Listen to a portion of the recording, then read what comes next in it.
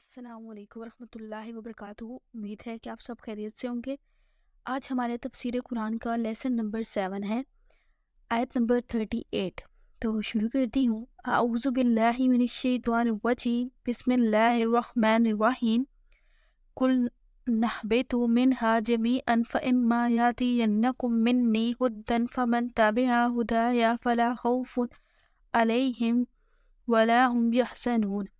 ترجمہ: ہم نے کہا تم سب یہاں سے چلے جاؤ، جب کبھی تمہارے پاس میری ہدایت پہنچے تو اس کی تابعداری کرنے والوں پر کوئی خوف اور غم نہیں۔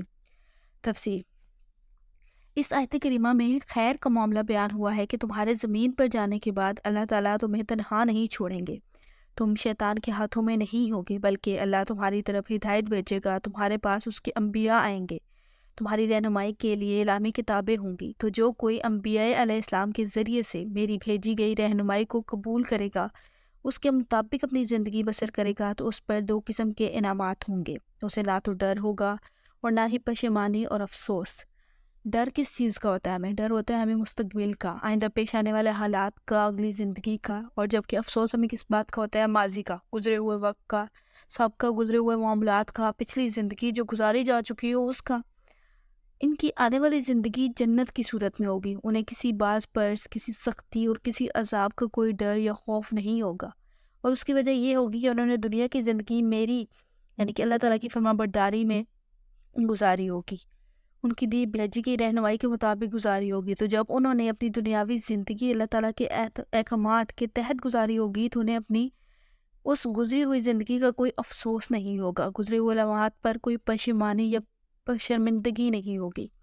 یہاں ایک اور بات کی وضاحت ضروری ہے کہ حضرت آدم علیہ السلام کے جنت سے زمین پر آنے کے معاملے کو اکثر کم علم لوگ گستاخانہ انداز میں بیان کرتے ہیں کہ شاید نعوذ باللہ آدم علیہ السلام جنت سے رسوا کر کے نکالے گئے تھے، لیکن ایسی بات نہیں ہے۔ بنی اسرائیل نے جب کہا کہ ہم و سلویٰ کھاتے کھاتے تھک چکے ہیں، ہمیں کوئی دال، پیاز، تھوم وغیرہ ملے تو فرمایا کسی شہر میں اترو، وہاں یہ چیزیں تمہیں مل جائیں گی۔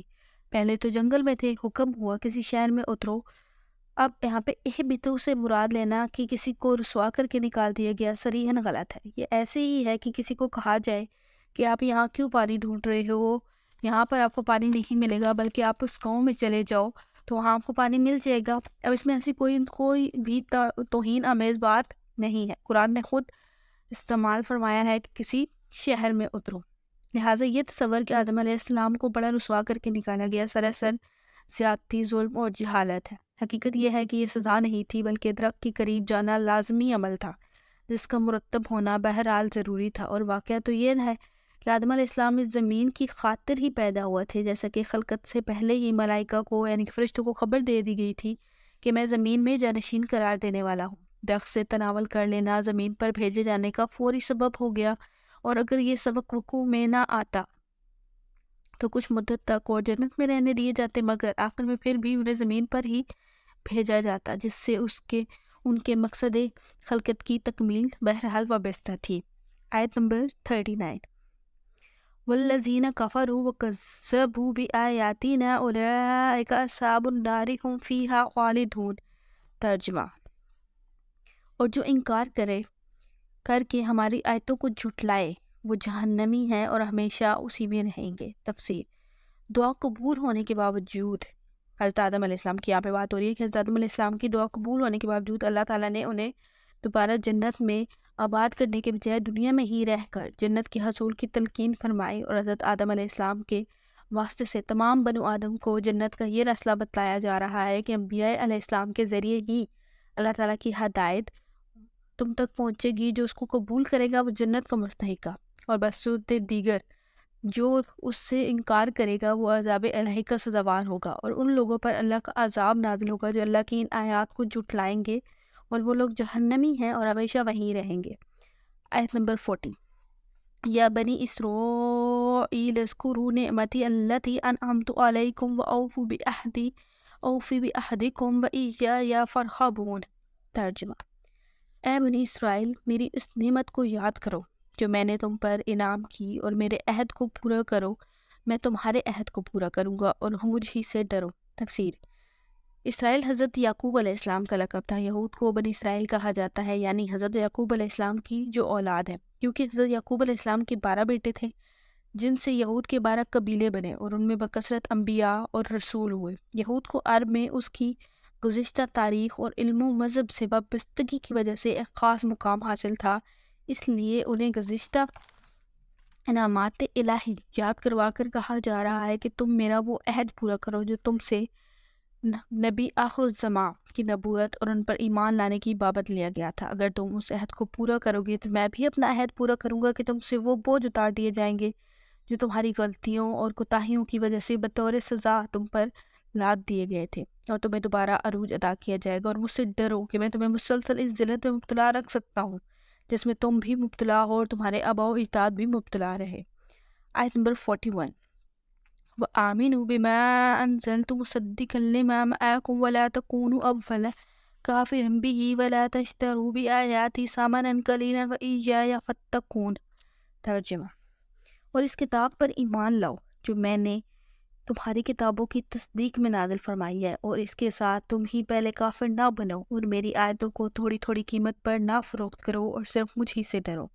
تفسیر: اب یہاں پر جو اوپر ہے کہ بہی، جو آیت میں اوپر استعمال ہوا ہے بہی کی، یہاں پہ قرآن کی طرف یا حضرت محمد صلی اللہ علیہ وآلہ وسلم کی طرف بابت ہے۔ دونوں ہی قول صحیح ہے کیونکہ دونوں آپس میں لازم و ملزوم ہے۔ جس نے قرآن کے ساتھ کفر کیا اس نے آپ صلی اللہ علیہ وآلہ وسلم کے ساتھ کفر کیا، اور جس نے محمد صلی اللہ علیہ وآلہ وسلم کے ساتھ کفر کیا اس نے قرآن کے ساتھ کفر کیا۔ پہلے یہاں پہ جو ہے کہ کافر نہ بنو، اس کا مطلب کیا ہے کہ ایک تو تمہیں جو علم ہے، دوسرے اس سے محروم ہے، اس لیے تمہاری ذمہ داری سب سے زیادہ ہے۔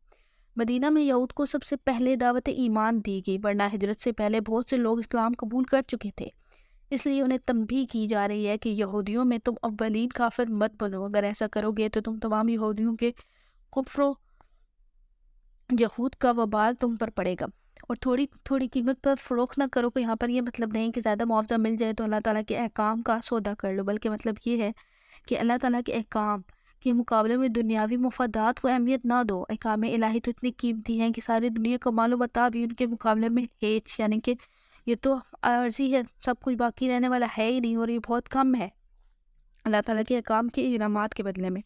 تو آیت میں اصل مخاطب اگرچہ بنی اسرائیل ہیں، لیکن یہ حکم قیامت تک آنے والے تمام مسلمانوں اور تمام انسانوں کے لیے ہے۔